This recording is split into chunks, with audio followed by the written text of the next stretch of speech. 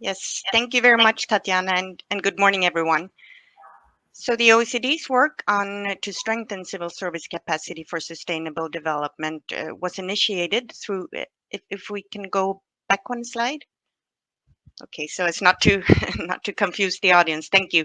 So the OECD's work to strengthen civil service capacity for sustainable development, we initiated this work about 2 years ago through an EU-funded project that we're implementing in Poland, and we're about to finalize this project now in the coming weeks.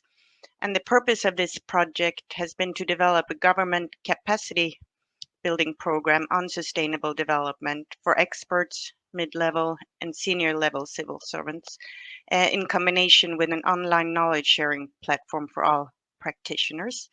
And now we could go to the next slide.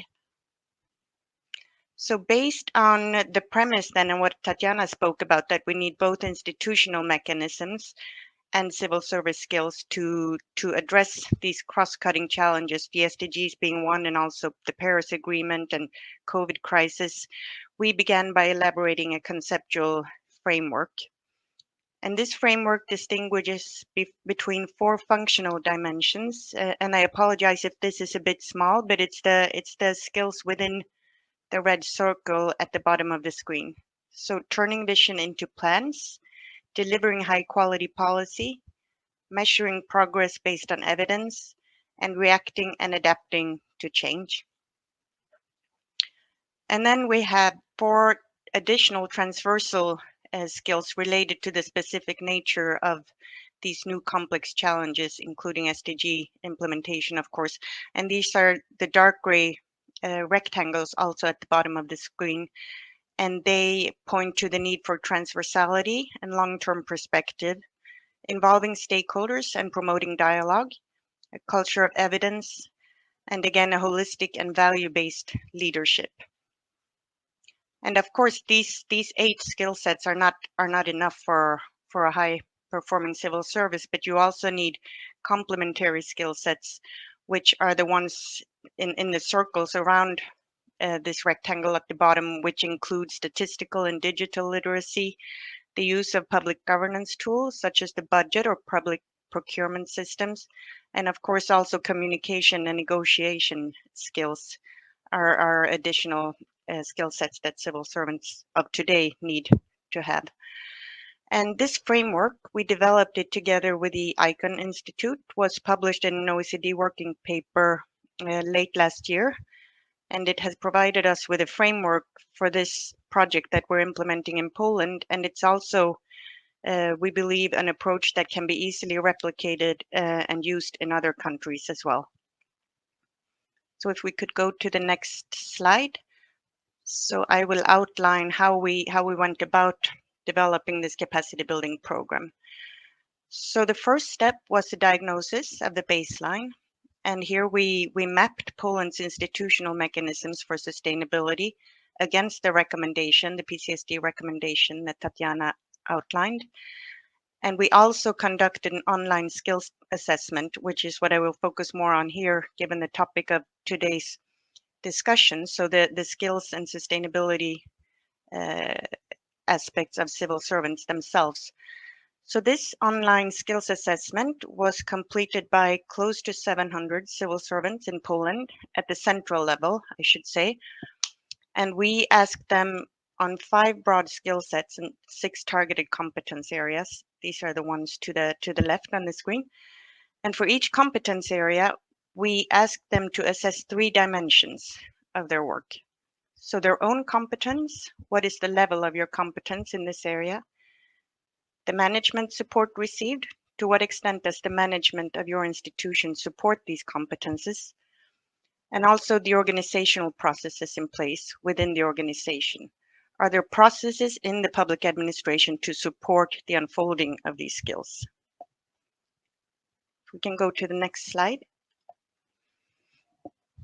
So these 2 exercises, the institutional mapping and the skills assessment, together with a number of stakeholder workshops to develop a roadmap and action plan for the project, helped us to outline the vision and competency improvement framework for this capacity building program, which was tailored to the needs of Poland.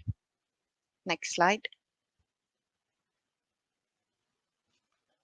So together with the government throughout these workshops and dialogue, we agreed to develop 7 different learning modules to enhance sustainability. So 4 of these target experts, and they combine general knowledge and skill sets for sustainable development with sectoral and functional expertise. So they highlight both vertical and horizontal policy coherence in the administration.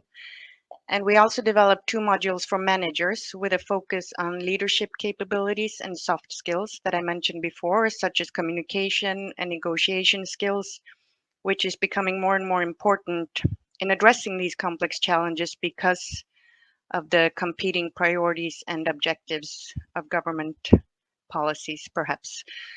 And to this, we then added a final module on train the trainers. And this is to ensure the sustainability of this program beyond the completion of the project. So next slide. So just to highlight the final result, and again, this might be too small to read, but of course, happy to share the presentation afterwards. So in total, this resulted in a set of 15 individual e-lessons that allow for self-paced digital learning, and a set of in-person workshops that we coupled with key performance indicators to track progress in the Polish administration. And I won't go into the detail of each of these lessons, but I want to share some lessons that we learned from this process and some recommendations for a capacity building program with impact. So if we could go to the next and final slide.